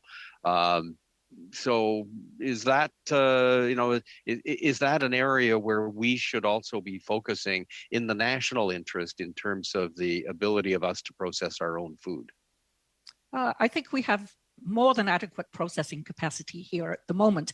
But I think you do raise an interesting point, Mr. Hardy, about as, say, we fish far less salmon than we did even 10 years ago. I think consumers would like to know when they go to a retail store or a restaurant and they see something called Pacific salmon, they would like to know whether it comes from British Columbia or from Alaska or from Russia. And there's certainly plenty of Russian sockeye in this market, that though you would never know it from the labels. Well, of course, salmon don't hold to any particular boundary. They swim back and forth at will, I suppose. Does it matter to know that? I mean, it would matter to me if a piece of salmon came from Norway and was passed off as British Columbian, but Russian or American? Should it make a difference? I think consumers very much want to know where their food came from, and many, many consumers, and Ms. Strobel knows this very well, want to buy local. And at this point, we can't guarantee that. Okay. Mr. Landsbergen, one of the issues that we would be looking at with respect to, the catch that's being brought into Canada for sale is, unfair competition, as well as, sustainability and, the work that goes into catching and processing the fish offshore. Do you think that our dumping regulations need to be looked at a little bit more carefully with respect to, some of the product that's coming into the country? That's a good question. My first reaction is, are the products coming in at such a low price that a dumping finding would be the result, or is it just that they've got a lower cost of production for various reasons, and that gives them an advantage in the market? Yeah, well, and of course, if they're passing a cheap fish off as a more expensive one and undercutting our price, again, is that dumping or is it just another form of fraud? And I suppose it's kind of a combination of the two. Generally speaking, though, I mean, and Ms. Strobel, your business is based on having an informed client base, but the average person out buying fish, are they just shopping, looking at the price on the label without any thought for the mouse print that it might even be under the label that talks about where it came from, and et cetera, et cetera?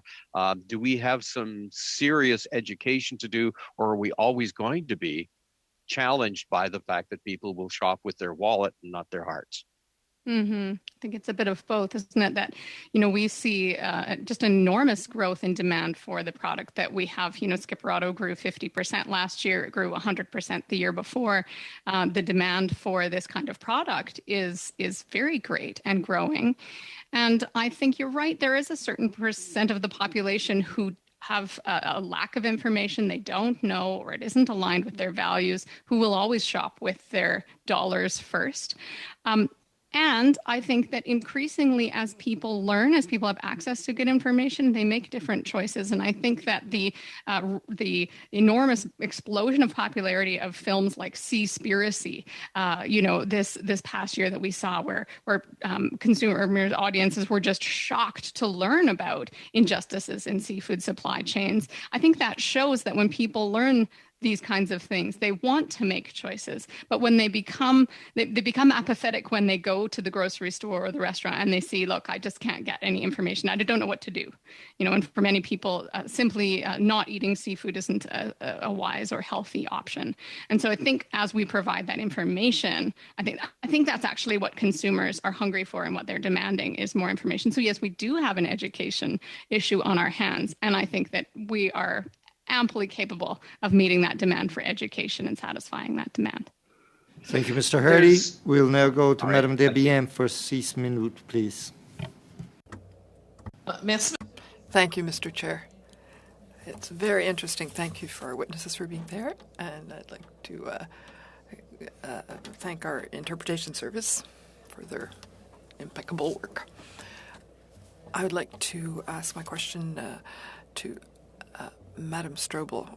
We spoke in the earlier round that it would be interesting to create a working group where all issues concerned, all the tangents, all the groups, all the representatives would be in this working group to create a real game plan for traceability. I even mentioned the idea of a verifical general for auditor general for traceability.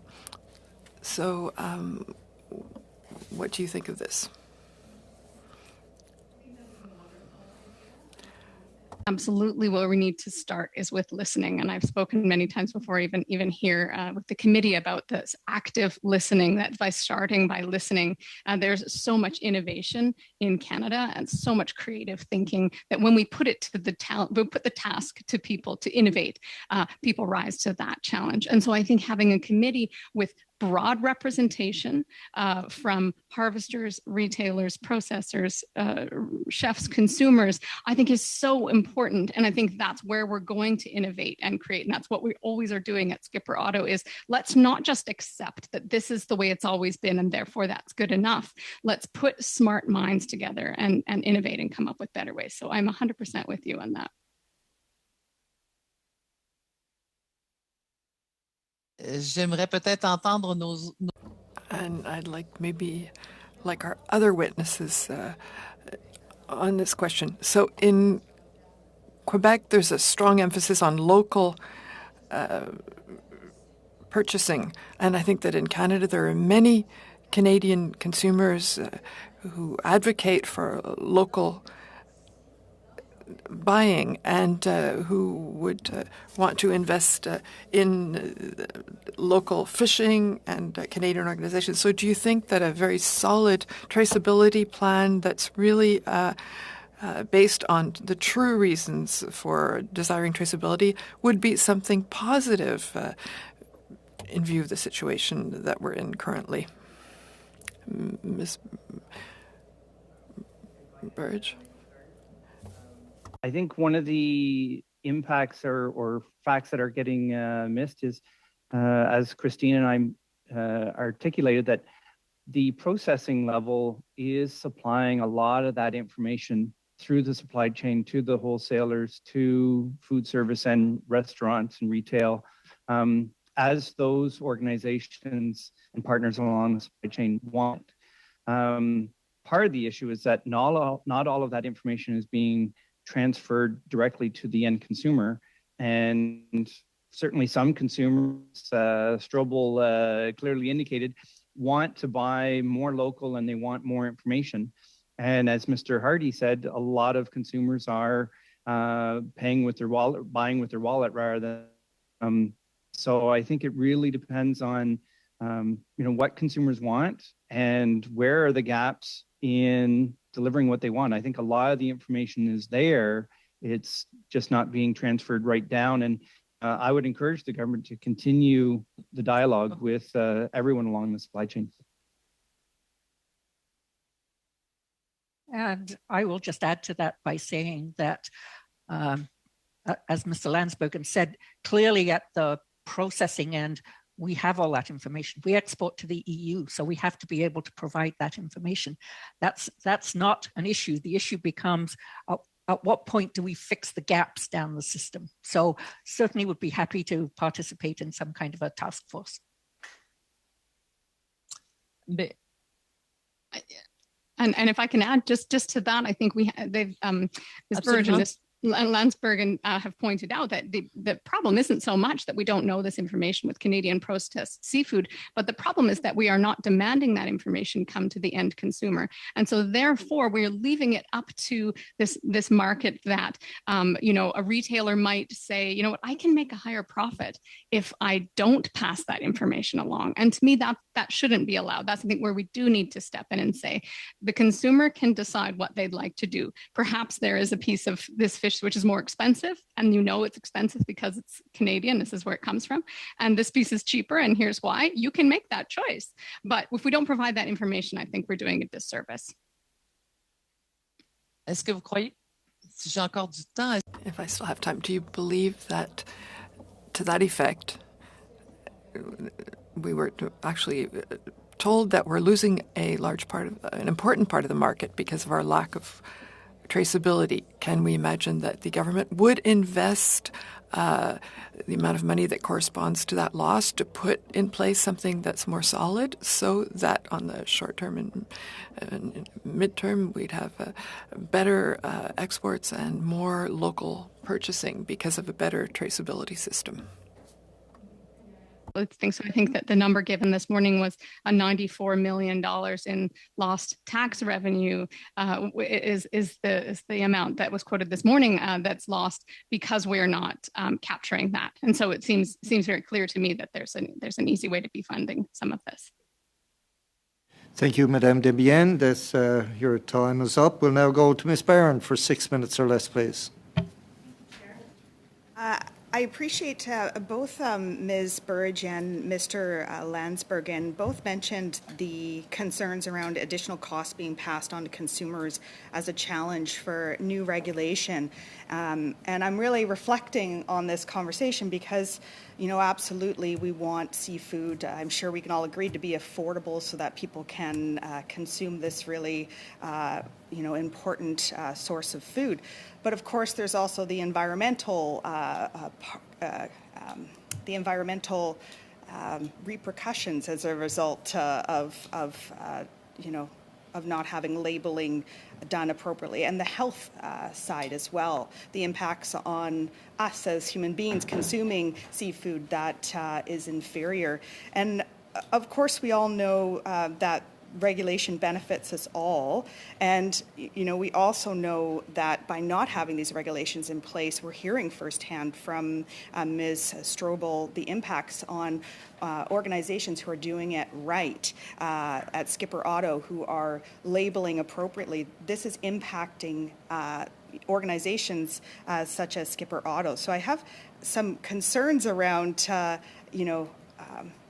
I think just looking at the affordability is very, it's one variable of a bigger picture. And I think we're all in agreement on that. I'm wondering if Mr.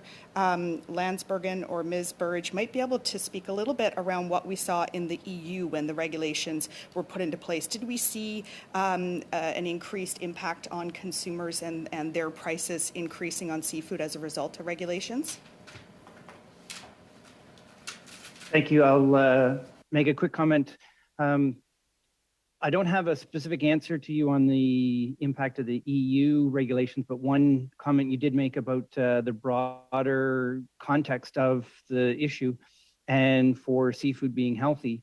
Seafood is also more sustainable than other land-based proteins. So if we saw a decrease of fish and seafood consumption and more land-based proteins, that might actually decrease the sustainability of our entire food system or our overall food system. So definitely there's some bigger picture considerations that need to be thought of. And if I could add, Ms. Barron, my point was not so much that we should be avoiding or not coming up with new requirements, just not imposing an extra set of entirely different requirements on a sector of the industry that is already fully traceable. So I think, again, it's the point at which you introduce this. And of course, it does become more complicated because really we're talking about a world where there's a lot of actors rather than just a few actors, so it's more complicated to implement at that stage. So in regard to any thought of a task force or a working group, I think it's going to be how do you bring in those people who are currently not really participating in the system effectively at the moment. Thank you so much for that information. I think ultimately, for me, I would like to, and perhaps this question isn't best directed at the witnesses here at this point, but to understand the price on consumers as a result of the regulations in the EU would be a further question that I'd like to have some clarification around. But to the witnesses who are here today, specifically to Ms. Strobel, it's great to see that Skipper Otto, has done a lot of great work demonstrating that boat to plate is possible. It helps fishers. It helps people who are willing to pay a premium if they know, we know that people are willing to pay a premium, if they know that they're getting a genuine product. And can you talk a little bit more about the economic benefits to fishing families of the model that you have implemented through Skipper Otto? Yeah, sure. I think some of the benefits to harvesters, some of the most important benefits is knowing in advance of the season that you have pre-sold your catch. So taking out that uncertainty of where is going to be the best market, what will be the market for your catch. Without the Skipper Otto model, so much uncertainty falls to fishing families in the middle of the season, at the start of the season to take on the burden of debt to get operations up and running. And then to just not to know, to be at the whim of global markets, currencies, supply in other parts of the world. There's just so much uncertainty, and that tends to fall quite heavily on the shoulders of harvesters. So in the Skipper Otto model, when members pre-purchase, members agree to eat with the ecosystem, as we say. So they agree that what is abundant and sustainable harvested this year is what we will eat. So for example, if there's a low sockeye harvest this year, I know that there's going to be, like coho salmon like I have here, and our members will choose that. So that takes that uncertainty out as to whether a harvester will be able to earn a living wage off of the fishery at the start of the season. And so we're able to funnel that money directly to harvesters. And in many cases, that means more than they would be getting somewhere else. But beyond just a higher dollar value, a higher price per pound, it's also that certainty, that security that they get from that direct connection to the harvester. So I think that there is some important piece there in having lean supply chains that enable the story of where the seafood comes from to be told, but also allow for a higher dollar value to flow to the harvester. Thank you, Ms. Byrne. Your time is up. Sorry. We'll now go to Mr. Small for 5 minutes or less, please. Right on. Okay, I've got a question for Mr. Landsbergen. So last week we heard from CFIA that their investigation was not fully representative of the domestic market, that it was focused on species with a higher likelihood to be misrepresented. Do you have a perspective on that? And is it a shortcoming that we should be concerned about? Thank you. And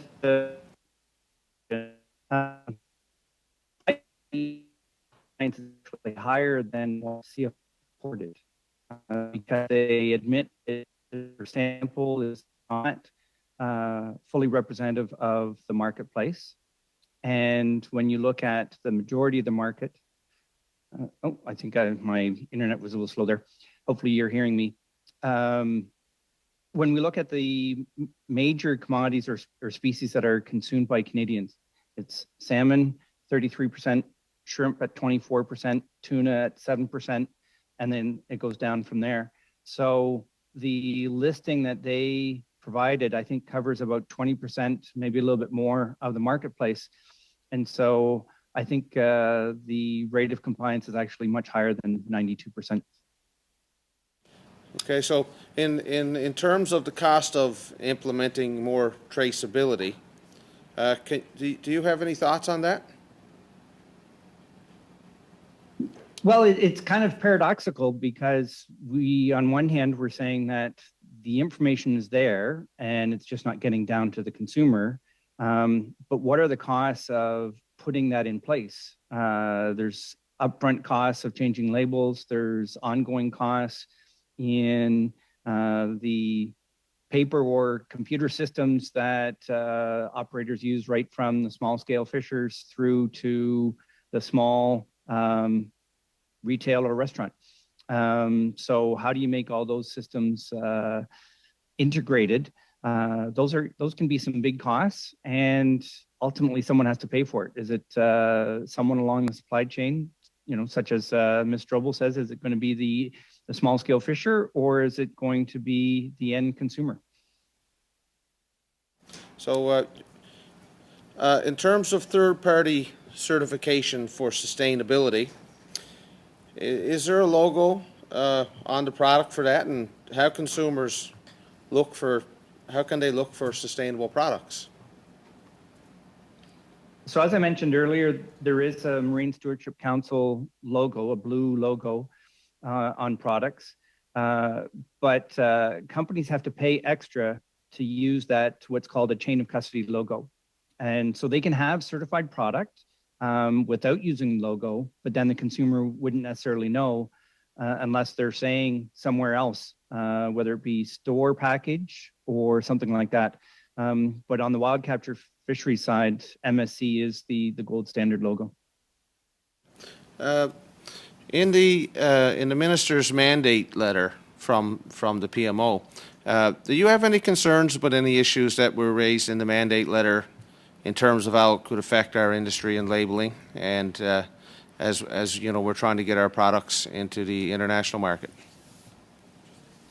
Well, I like to try and be a glass half full kind of guy. So when I look at the mandate letter, I see phrases about fisheries and sustainable fisheries. And I think there's a lot of opportunity with the Blue Economy strategy to help us realize our full growth potential in creating more value from what we harvest today. One more. Do you think that that there's an abundance of ENGO participation in this labeling aspect of the fishery, and do you think that that's beneficial or detrimental to fishing harvester families? Well, it's a good question. I think there's always organizations that will be critical of various sectors for this, that, and the other thing. I think having dialogue is always healthy. And as long as we listen, actively listen, like Ms. Strobel said, that's the important part of dialogue, so that it's truly two-way or multi-way for that matter. Okay, thank you, Mr. Small. Your time is up. We'll now go to Mr. Kellaway, who I believe is sharing his time with Mr. Morrissey. So, Mr. Kellaway, I'll allow you to decide when you're turning it over to Mr. Morrissey. So if you chew up all the time, he'll be upset with you, not me. I will definitely not chew up all the time. I have one question, and thanks, Mr. Chair, and thanks to the witnesses, and some great questions and some great responses in both panels. I suppose my question would be around what supports or capacity building could be provided to fish harvesters and processors who need help complying with the Canada seafood traceability requirements. And that can be to Mr. Landsberger, but I will stick to my 2.5 minutes so Mr. Morrissey can get his questions in as well. I'll be very quick. I think the programs such as Atlantic Fisheries Fund, and perhaps that could be expanded to cover all of the coasts to help all players in the industry and innovate with and adopt new technology that will really enhance their capabilities to deliver the information that consumers want with high quality products. I'll pass the opportunity on to our other witnesses as well, if any thoughts or insight onto that. We certainly have a couple of fisheries out here who are working on retail traceability schemes to reduce illegal product, and that's particularly true, I think, with spot prawns and crab. And so support for that through some kind of program, as Paul mentioned, would be helpful. Ms. Sobel, do you have any comments or insight on that as well? I think I'll echo what Ms. Burridge just said. I think that there's a lot of great work being done here, and I think there's an opportunity to support the people who are doing the hard work and really carrying the burden of that work for the industry. And so to recognize that that work benefits everyone in the industry would be really appreciated to see government step into that role to support those who are working hard on innovating traceability in the industry, as it benefits all harvesters and everyone in the industry. Thank you, Mr. Chair. I'll hand it over to MP Morrissey. Thank you, Chair. My question possibly is to Ms. Strobel and Mr. Landsbergen. It's been touched on, I believe, Ms. Strobel, you referenced the deterrent basically is a slap on the wrist, fines for engaging in misrepresentation of seafood product labeling. In fact, in our first panel, there was reference to elements of organized crime are turning to food supply as a way. And this has come up now in a number of fishery committee meetings on various aspects. So could you comment on that? Does government have to take a look at the deterrent side? Are the fines, are the ramifications strong enough to make it a deterrent to engage in misrepresentation of seafood?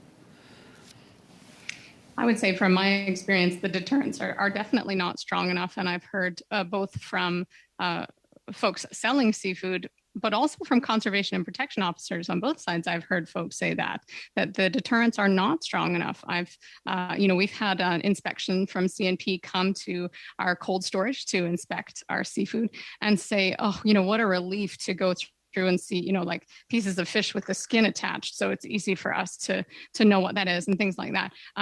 Just how difficult it is for CNP officers to determine if what they're looking at is what it says it is on the label. And that there is a sort of attitude in the industry that, the benefits to be had from turning a blind eye to that far outweigh the costs of trying to, trace the seafood. So I think it's a very clear opportunity for government to increase enforcement because, when we talk about the cost of seafood, there is this, there's sort of a lie that's being perpetuated that seafood can be really cheap. It can be really cheap when we exploit people or when we exploit ecosystems. And if we were tracing that, then you wouldn't have this disparity on the shelf that, how come this piece of fish is so much cheaper than this one? So I think that the disservice that government does when we don't have strong enforcement really disproportionately affects, middle-class jobs, small business, and Canadian citizens. Landsbergen, a quick comment? Well, I think, fraud is fraud, and we could always spend more money on enforcement. The question is, government has an endless list of things it can spend money on, and it has to figure out where to put those precious dollars and what's the best benefit. Thank you, Mr. Morrissey. Very quickly. I'm sorry, time is up. If you have a response to that, but please submit it in writing if you are able to do that to the committee. I'm trying to get in the last two speakers or questioners. We'll go to Madam Debian now for 2.5 minutes, please. Ms. Burridge, you could please add to what you were, or just say what you were going to say if you wish. Ms. Burridge. I was simply going to add that in the US, the fines for fraud of this kind or for harvest violations are very, very considerable, in the range of $50,000. That's a deterrent. 500 is not.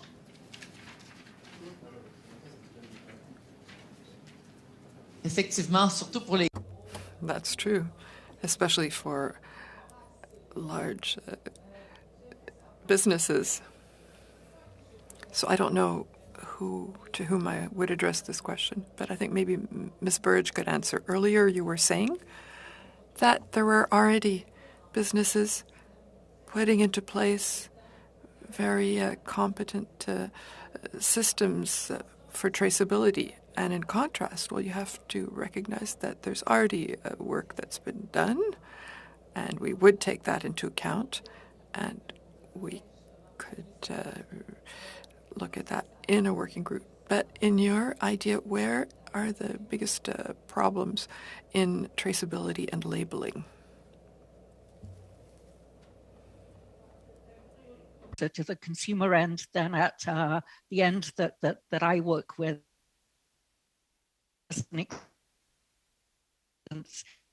Requirements, DFO had to set up this Office of Catch certification and come up with a process for issuing certificates before any shipment can go to the EU.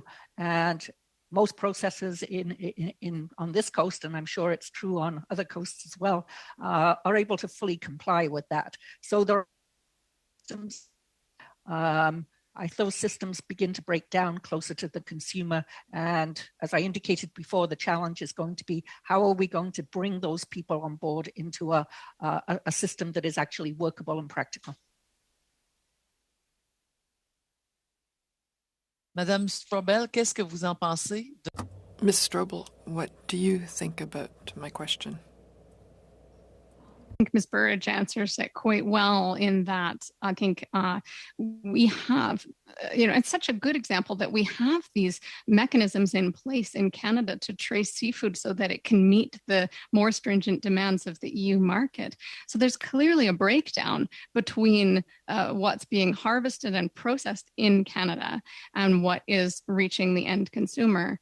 And I think that these issues would be we would additionally resolve the problem with imported seafood if we also had these strict rules when it comes to how seafood is labeled closer to the consumer end at retail and restaurant. So I think that it points out that we are already doing this work in Canada with our own seafood. And it's, I think, about being a gatekeeper to the flood of this mislabeled seafood that is coming in from outside the country. Thank you, Madame Debienne. We'll now go to and finish up with Ms. Barron for 2.5 minutes, please. Just following my previous questions to Ms. Strobel, can you talk a little bit more about the importance of domestic processing? Specifically, I think of St. Jean's Cannery is the word I'm looking for, and Smokehouse.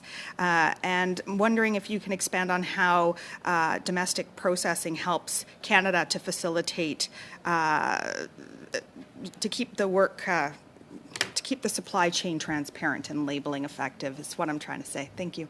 Mm-hmm. Sure. Mm-hmm. And again, I think this is what Ms. Burridge has been addressing as well, is that we have these rules in place, we have these mechanisms in place in our domestic processing system to be tracing seafood. There is such a diminished processing capacity in British Columbia for a variety of reasons, and we need to protect and preserve what remains of that processing industry here to be able to keep that supply domestic and to create those good jobs. St. Jean's Cannery on Vancouver Island is such an excellent example of a well-run business with great local jobs, tracing seafood for domestic markets, and there's just such a growing demand for the products that they're able to produce.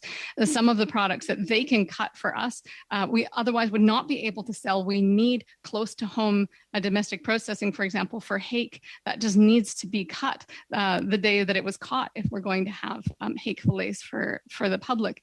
And so there's just a huge and important role there for us to protect our domestic processing supply chain, because if we lose that, then our fish re-enters the foreign system where we lose the ability to trace that fish for our customers.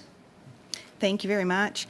This question is for Ms. Burridge. Ms. Burridge, we hear a lot about the Canadian Food Inspection Agency, for example, pointed out that there's a lot of issues around traceability and certification that are currently being left up to industry partners such as wholesalers and large grocery stores. And I'm wondering if you had any suggestions around how government can better coordinate efforts between various industry groups to move us forward in a positive direction. That's a short answer, please. Well, I think it has to encourage conversations like the one that we're having. But I think that the challenge, as I mentioned just before, is going to be finding the right representatives from what I'll call the more problematic sectors of the supply chain. And that's what we need to work on with CFIA and others. Thank you, Ms. Byron. Thank you to our witnesses in the second hour of our committee meeting today. Thank you to our clerk and analysts and translators and everybody who played a role in making the meeting a success. Thank you. See you on Thursday. Thank you.